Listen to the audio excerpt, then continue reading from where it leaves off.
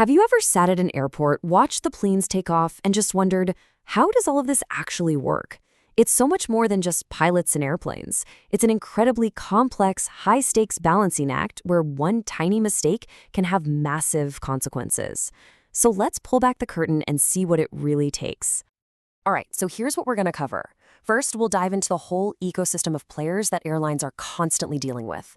Then, we'll look at the two very different worlds of planning versus day-to-day operations. And finally, we'll break down the single biggest strategy that shaped the way we fly today, the hub-and-spoke model. So let's just get right to the heart of it, the big question that drives everything we're talking about today. What does it really take to run a successful airline? I can tell you it's way more complicated than just getting a plane from point A to point B. And if you're looking for the short answer, the one thing to keep in your mind through all of this, it's this. It is a constant, nonstop balancing act. You're juggling dozens of competing forces all at once, some from the outside world and some from right inside your own company. Okay, so let's start with those outside forces. You gotta understand, an airline never, ever operates in a bubble. It's part of this huge, complex ecosystem filled with powerful players who can influence every single decision an airline makes. And wow, just look at this list. I mean, you've got governments making the rules, airports that control the gates, and of course us, the customers, with our own demands. But then there are also alliances, suppliers, unions, and maybe most importantly, the competitors who are always trying to steal your lunch. Let's dig into a couple of the really big ones. First on the list, governments. You really can't overstate how much power they have. Why? Because you literally cannot fly a plane anywhere without their permission. And think about how complicated this gets. It's not just one government you have to worry about. An airline has to follow the rules of its home country, plus the rules of every single country it flies to, or even just the airspace it flies over.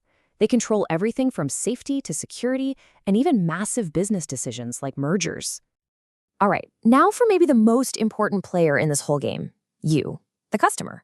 I mean, let's be real, without any passengers, there's no airline. It's as simple as that.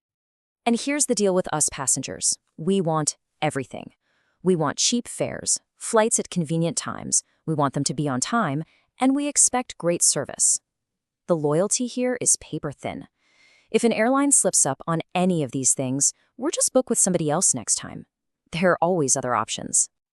And speaking of other options, that leads us right to the next major force, the competition. The airline industry is famous for being absolutely, brutally competitive. It's kind of like a high-stakes game of chess, playing out in real time. One airline makes a move, like dropping their prices on a busy route. Then everyone else has to react. Do we match their price? Do we ignore it? They are constantly watching each other, constantly responding. It's a never-ending dance.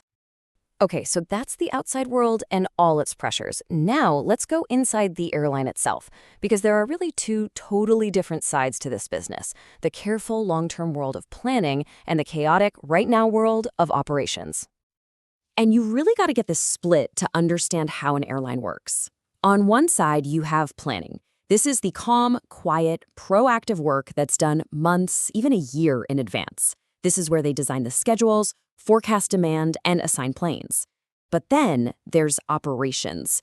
That's the reactive, real-time chaos of the flight day. This is where you deal with surprise thunderstorms, mechanical problems, and trying to rebook hundreds of stranded people.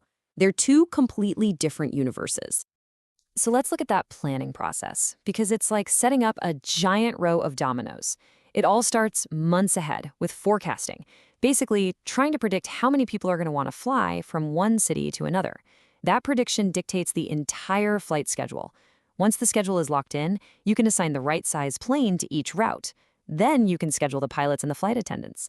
And only after all of that is done, do you finally set the price for every single seat. You can see how one wrong move at the very beginning can cause the whole thing to come crashing down.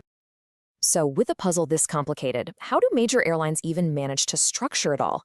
Well, for most of them, the answer for decades has been a single powerful strategy that completely revolutionized how we travel, the hub-and-spoke network. So what is it? Well, the idea is actually pretty brilliant in its simplicity. Instead of trying to fly direct routes between hundreds of smaller cities, which would be super inefficient and costly, airlines funnel passengers through a big, central airport. That's the hub. From there, People connect to other flights that take them out to their smaller destination cities, the spokes. It's an amazing way to connect a ton of city pairs with way fewer planes. And to understand why this became so huge, you kind of have to look at the history. Before 1978, in the US, the government told airlines exactly where they had to fly, using this point-to-point system. The problem was, a lot of these routes lost money because the planes were flying half empty. Then everything changed with the Airline Deregulation Act. All of a sudden, airlines could set their own routes. And what did they do? Almost overnight, they switched to the much more efficient hub-and-spoke model. So the logic is all about consolidation. You might be flying from a smaller town, spoke city A, into the big hub airport. At the same time, passengers from dozens of other spoke cities are all flying into that same hub. Everyone gets off, finds their next gate, and then flies out to their final destination, maybe spoke city B. It's a simple but incredibly powerful system. But here's the thing. This whole beautiful system would just be total chaos if planes were coming and going at random times. The whole thing has to be perfectly choreographed. And the secret to making that happen is something called time banks. Just picture this for a second. At a major hub, a massive wave of planes all land within a very short window, maybe an hour or so. It's a flood of arrivals. Passengers pour out, run to their connecting gates, and then a second massive wave of planes all takes off, carrying those connecting passengers out to all the different spokes. It's this huge synchronized pulse of activity that happens over and over all day long. So when you put it all together, you can really see the core challenge, right? Being successful in the airline business isn't just about doing one thing well. It's about that constant balancing act, juggling all those external pressures from governments, customers, and competitors, while also executing that super complex internal puzzle of planning and operations with almost perfect precision. And that leaves us with one final, pretty interesting question to think about. For decades now, the hub-and-spoke model has been king. But today, you're seeing a whole new wave of ultra-low-cost airlines having huge success with that old point-to-point model.